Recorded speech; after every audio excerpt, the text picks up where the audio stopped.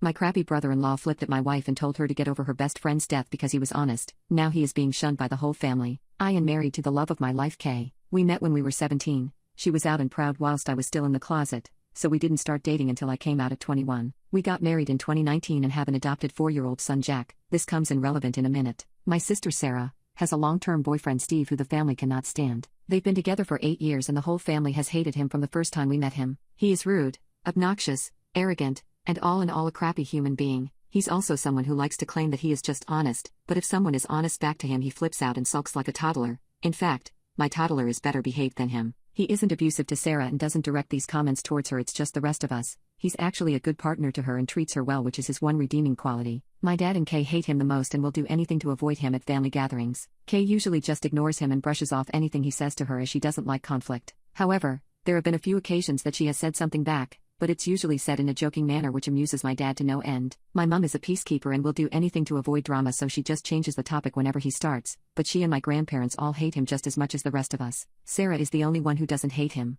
Our son's birth mother Tess was Kay's best friend, who sadly died in 2021. This was a real shock as she had an underlying heart condition that she didn't know about and simply went to sleep one night and never woke up. Jack had been left alone in his cot all day screaming for his mom before Kay got worried that Tess wasn't answering her texts and went to their house to see if she was okay. She found Jack in his cot and Tess in her bed. We adopted Jack as no one in Tess's family was in a position to take him in. We raise him as our own, but he knows who Tess is. Obviously, this is a very sensitive topic for Kay as it was so traumatic for her and Jack. Now, on to what happened last weekend. It was the anniversary of Tess's death on Saturday, so Kay, Jack, and I went to visit her grave. Kay is always quiet after going to see her, and this time of year is especially hard for her. On Sunday we had a family gathering at my parents' house. These happen every couple of months as just a catch-up for everyone. At first, nothing was out of the ordinary. Kay and my dad were off to the side talking as usual, only I could see that Kay was obviously struggling, so my dad and she went for a walk so she could clear her head. This is something they have done before, so nothing too unusual. However, Steve had an issue with this and asked why they had left and why he wasn't invited to walk with them.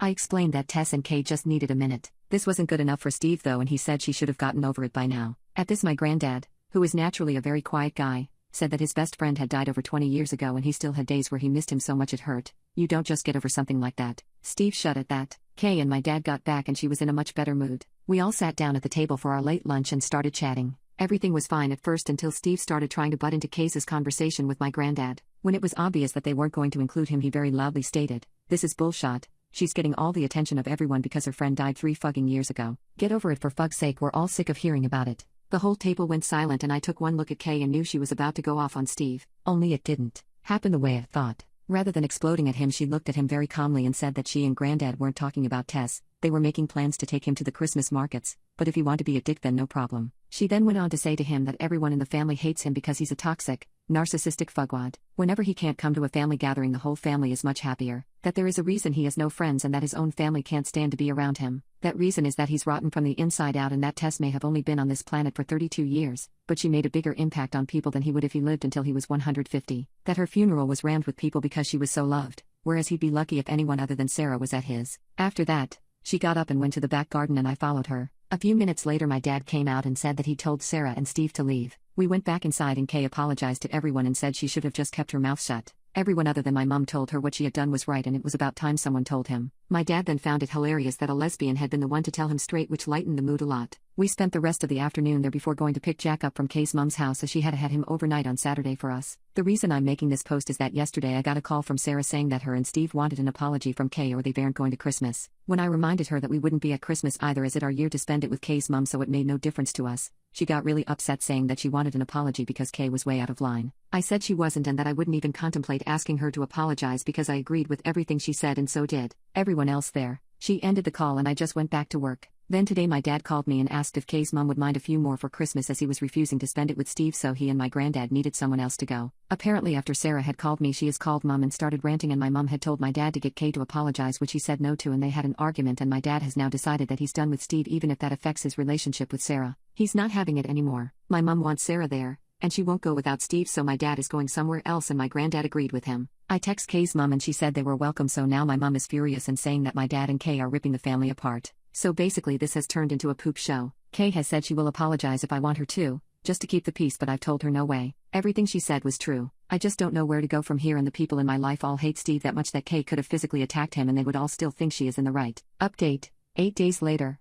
First thing was that I spoke to my grandparents on my mom's side. They were there when this all happened, but they're like my mom and just constantly try to keep the peace. That's where she gets it from. They were supposed to be spending Christmas with my mom this year but had changed their minds and decided to spend it with my uncle instead. They have made the decision to not be around Steve either as he causes too much drama. They asked if they could come and see us and Jack on the 23rd before they head off to my uncle's, which I happily agreed to. This really surprised me and it outright shocked my mom, as like I said they are the biggest take the high road type people I've ever met, but even they'd had enough. The next thing that happened was my dad called to let me know that Steve and Sarah had now decided that they want Kay to make a public apology in front of the whole family and admit she was lying and that the family loves Steve. He was laughing as he told me this and called them delusional, so any small chance of a superficial apology went out the window. The third thing that happened was Jack getting home from after school club with a recorder that I am sorely tempted to shove up the teacher's backside. So all in all it wasn't a great day. Through talking to people on here, I also realized that Steve has been trying to push Kay and I out of the family, organizing trips that he knows we would be able to go on. We wouldn't have gone on them anyway as a weekend away with him sounds worse than a paper cut to the eyeball, and him constantly trying to get my dad away from Kay whenever we are all together. I think this is because he is jealous of Kay and Dad's relationship as they're very close and go on trips to classic car shows several times a year together,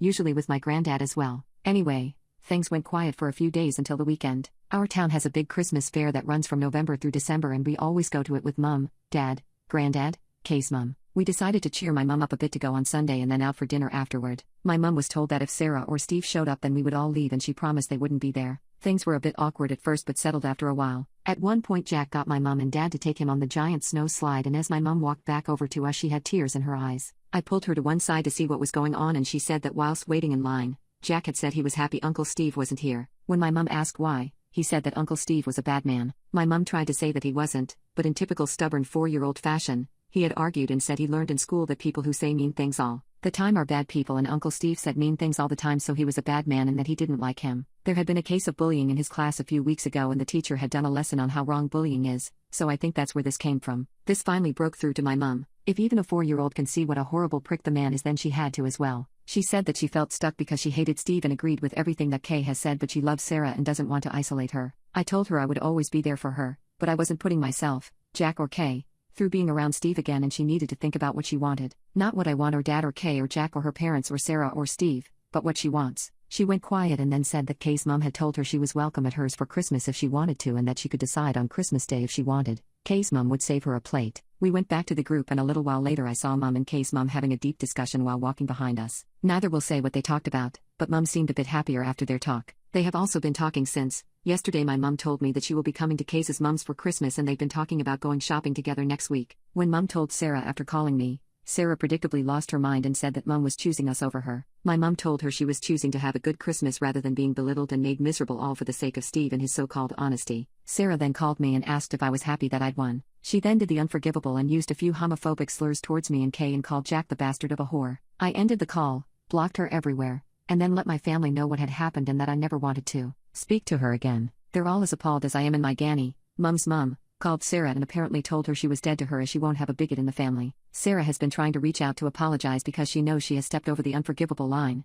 but I've just kept blocking the fake accounts that she's making on IG. Steve tried reaching out to my dad after this and when he eventually answered Steve tried to say that Sarah was just angry and didn't mean it. According to Mum, Dad ended up giving him a verbal lashing and told him that he was the worst thing that had ever happened to Sarah and our family. My dad has told Sarah he is disgusted with her but will be there for her if she leaves Steve. Until then, good luck. Mum has gone low contact as well, but wants to keep the door open so that Sarah isn't completely isolated. I had a few people saying that Steve may be abusive towards Sarah, but I really don't think he is. He usually acts like a dick when the attention isn't on him. He knows that when he says dickish things then all the attention is on him and he revels in it. After Sarah's outburst, I just think that they're both toxic and feed off each other's toxicity. She lets him get away with the things he says because she gets pleasure out of watching us all bite our tongues and keep quiet. So, Mum's angry, Dad's angry, our 3 grandparents are angry, extended family is angry and Kay is being my rock, but I can tell she's really angry about what she said towards Jack. I'm just sad and done with it all. At least now I know what she really thinks about Jack, Kay, and myself, so there's that. Not the perfect update, but we move on. It will be nice this Christmas to have both sides of the family together for the first time and not have to worry about Steve being a PP,